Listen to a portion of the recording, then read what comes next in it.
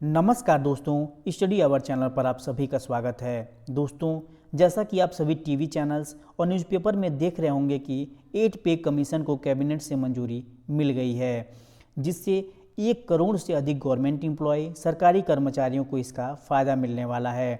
तो इसी विषय में हम जानेंगे कि किसकी कितनी सैलरी बढ़ेगी और कब से बढ़ेगी। तो खबर क्या है? खबर ये है, सेंट्रल गवर्नमेंट द्वारा 8 पे कमीशन को मंजूरी दे दी गई है। अब कमीशन को सेटअप किया जाएगा और कमीशन अब अपनी रिपोर्ट जारी करेगी। हो सकता है 2025 के लास्ट में या 2026 के शुरू में कर दे। तो इसके बाद जो सेंट्रल गवर्नमेंट के कर्मचारी हैं उनको इसका लाभ मिल सकेगा। इसकी घोषणा यूनियन मिनिस्टर अश्विनी वैष्णव द्वारा किया गया है।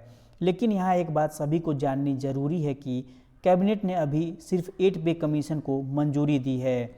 अब कमीशन कब से बैठेगी, किस डेट से बैठेगी, इसकी कोई डेट निर्धारित नहीं किया गया है। तो इसका फ़ायदा सरकारी कर्मचारियों और पेंशनर्स दोनों को मिल सकेगी। तो समझते हैं पे कमीशन होता क्या है। पे कमीशन एक ऑफिशियल पैनल होता है जिसमें बहुत से कर्मचारी काम करते हैं, जिनको सरकार द्वारा सेटअप किया जाता है और इनके द्वारा कुछ रिकमेंडेशन दिए जाते हैं।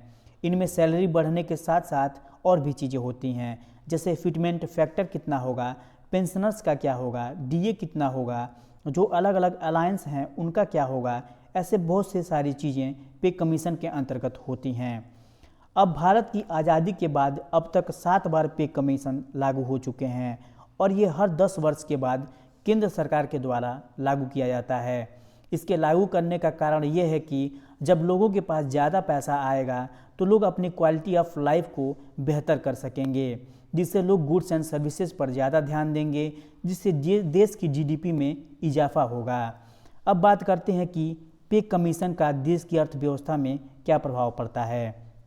दोस्तों, पे कमीशन को लागू करना किसी भी सरकार के द्वारा आसान बात नहीं होती है, क्योंकि इसमें सरकार का बजट से काफ़ी पैसा लग जाता है। तो जब 7th पे कमीशन आया था तो इसमें सरकार की स्पेंडिंग 1 लाख करोड़ बढ़ गई थी, जिसका पब्लिक फाइनेंस पर असर पड़ता है। लेकिन इससे एक फ़ायदा ये भी होता है, जैसा कि अभी हमने बात किया, जो कंज्यूमर स्पेंडिंग है वो बढ़ जाती है, जिससे लोग अपनी क्वालिटी ऑफ लाइफ पर फोकस करते हैं, जिससे गुड्स एंड सर्विसेज की डिमांड बढ़ती है और जीडीपी में ग्रोथ देखने को मिलती है। तो जब 7th पे कमीशन 2016 में आया था तो उस समय जो मिनिमम सैलरी थी वो 7,000 थी, जो बढ़कर 18,000 हो गई थी, और जो मैक्सिमम सैलरी थी वो 2.5 लाख रुपए कर दिया गया था। और जो पेंशनर्स थे उनकी मिनिमम सैलरी 9,000 कर दिया गया था। ग्रेचुइटी को 20 लाख रुपए तक बढ़ा दिया गया था, जो 6 पे कमीशन में 10 लाख रुपए तक ही था। तो जब नई पे कमीशन आती है तो गवर्नमेंट एम्प्लॉय को इससे काफ़ी फ़ायदा देखने को मिलता है। तो बात आती है कि 8 पे कमीशन में क्या नया देखने को मिल सकता है। तो जो 7th पे कमीशन में फर्दर रिफॉर्म्स लाए गए थे उनमें और सुधार किया जाएगा और सैलरी को बढ़ाने की कोशिश की जाएगी। साथ ही ऐसा एक्सपेक्ट किया जा रहा है कि जो फिटमेंट फैक्टर है उसे 2.57 से बढ़ाकर 2.86 कर दिया जाएगा। इसका मतलब अगर ये होता है तो जो सेंट्रल गवर्नमेंट के एम्प्लॉय हैं उनकी सैलरी में 186% तक की इजाफा देखने को मिल सकेगा। लेकिन ये अभी सब स्पेकुलेशन है। जब तक 8 पे कमीशन आ नहीं जाता है तब तक कुछ भी स्पष्ट रूप से कहा नहीं जा सकता है। तो अभी बस 8 पे कमीशन को कैबिनेट से मंजूरी मिली है।